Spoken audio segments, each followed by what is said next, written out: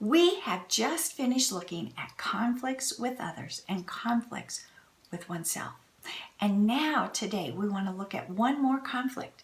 In chapter 4, verse 4, James begins to share with us a conflict with God.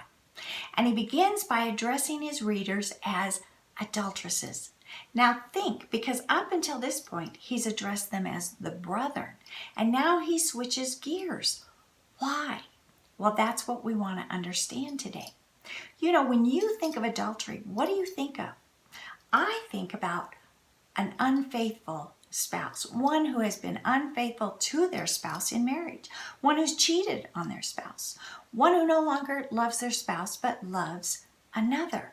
So keep that in mind as we go in today and look at this.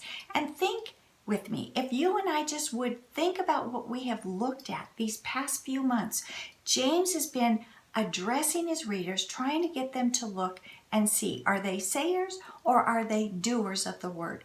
Do they have a dead faith or do they have a genuine faith? And now, are we attached to the church, professing to be believers, love God, but our affections are really towards the world and what the world has to offer? The question for us today is, are we faithful to God or are we unfaithful to God? And the only way we can answer that is to continue in verse 4, because James says, don't you know that friendship with the world is hostility toward God? Now think, what puts one in conflict with God? Well, to be a friend of the world.